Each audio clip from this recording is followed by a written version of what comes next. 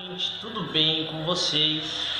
Nesses últimos dias, né, nessas últimas semanas, na verdade, uma coisa que está tomando de conta da internet, né, que virou um novo fenômeno na internet, foi um quadrinho antigo que era chamado de Dudão.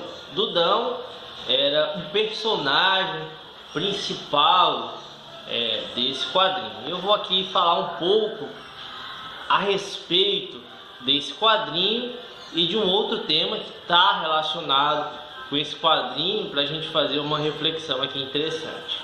Pois bem, primeiro vou falar aqui desse quadrinho, né? Esse quadrinho que está aí sendo um maior sucesso na internet, né? Que é o Dudão, né? Esse Dudão, e que é um personagem de uma história em quadrinhos voltada para o público evangélico. Tem ali a missão de evangelizar crianças, né? Isso é o que dizia o criador do Dudão, o criador desse quadrinho, que era um pastor evangélico, né?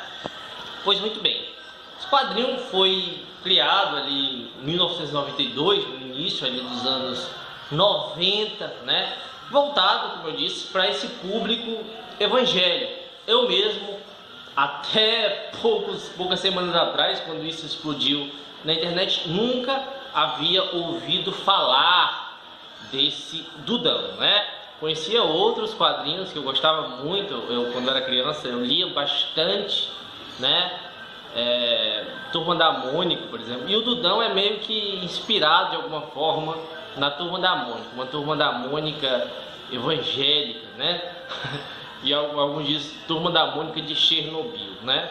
Eles têm uns olhos muito estranhos e bizarros, mas assim, o que chama mais atenção na história é realmente assim, como é tratado essa questão do pensamento daqueles garotos evangélicos, né? Tem a missão eles saem para ir, suas aventuras sempre tem a missão de evangelizar as pessoas que estão fora da igreja, né? Tanto que os outros personagens que são fora da igreja, eles são retratados como seres terríveis, né? O que dá a impressão ali, que a história quer dizer, que as pessoas que não têm religião, que não conhecem Jesus, como eles dizem, né, são pessoas ruins, e as pessoas que de alguma forma conhecem Jesus, que vão para a igreja, são pessoas boas, né? Então tem uma visão ali muito maniqueísta, né? Ao extremo, né?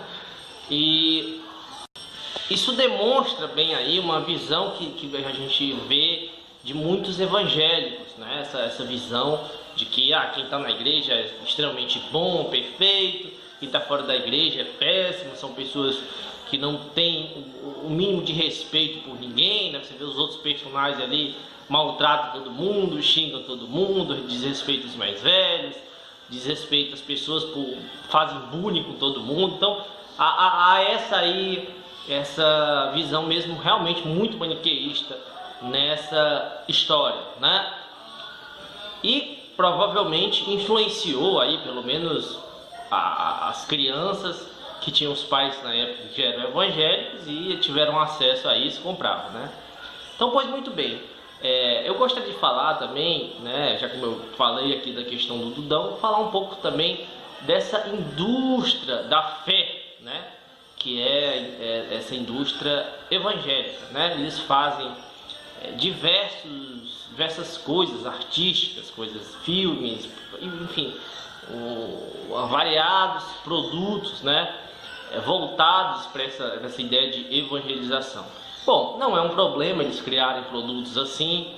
O grande problema que eu vejo, principal, né, assim, que realmente é um problema que eu considero muito mais sério, é eles dizerem que qualquer coisa que não seja da igreja, qualquer coisa que não seja produzida por eles, são coisas do demônio, são coisas do mundo, vamos dizer assim, né? Ou seja, são coisas que não agradam a Deus ou a religião deles, né? E isso faz com que as pessoas fiquem muito bitoladas naquilo, né? que elas tenham que seguir aquilo como uma seita. Então algumas denominações religiosas, no caso do Brasil, evangélicas principalmente, né? É óbvio que deve ter diversas outras seitas de outras religiões, mas no Brasil, como a gente vê, a que tem mais crescido de uma maneira exponencial nas últimas décadas, principalmente nos últimos anos, é evangélica, né? Então as pessoas ficam cercadas naquele mundo, naquela seita, onde elas só podem consumir produtos, coisas criadas por eles. Aí eles criam uma indústria. Se você vê que os pastores evangélicos, até fiz um vídeo há poucos meses atrás, mostrando a fortuna. São multimilionários, bilionários às vezes, né, os maiores dessas maiores igrejas aí, porque eles fazem com que essas pessoas, além de doarem o dízimo e doarem boa parte do dinheiro que elas ganham diretamente para esses pastores, para essas igrejas, elas também consomem ali somente aqueles produtos que eles produzem, né? Então por isso que eu chamei de indústria aqui da fé.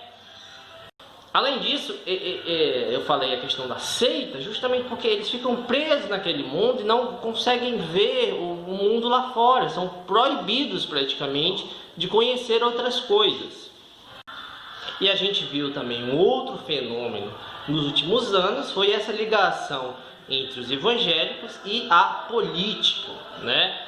Pondo aí em xeque o nosso Estado laico, porque a gente sabe muito bem que eles vão lá para tentar, né, modificar completamente a nossa Constituição, desrespeitar a Constituição, principalmente no que tange essa questão da laicidade do Estado, ou seja, do não envolvimento da Igreja diretamente no Estado. E assim elegeram diversos deputados, depois começaram a eleger prefeitos, governadores, senadores. Por fim, conseguiram eleger aí, com o apoio de todos os pastores aí, grandes pastores, o Bolsonaro, né? Então foi um dos grupos que mais contribuiu, tanto do ponto de vista ideológico quanto do ponto de vista direto, né, de votos, de apoio para a campanha do Bolsonaro.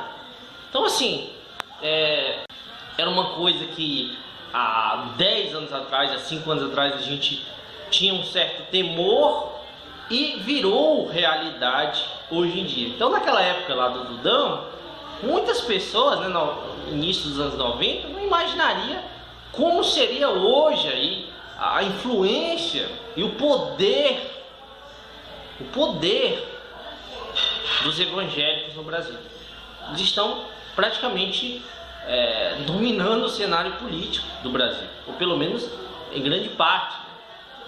Então realmente a gente vê o perigo que foi isso, né? O perigo que isso representa para o Estado brasileiro, para a democracia brasileira, né? Então acho importante a gente fazer essa reflexão.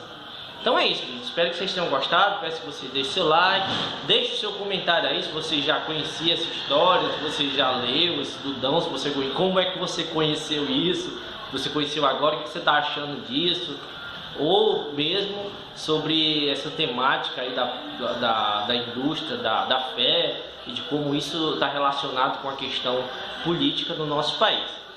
Compartilhe esse vídeo também com seus amigos, com seus grupos, no WhatsApp, no Facebook. Vamos disseminar essa nossa reflexão. Obrigado a todos e até mais.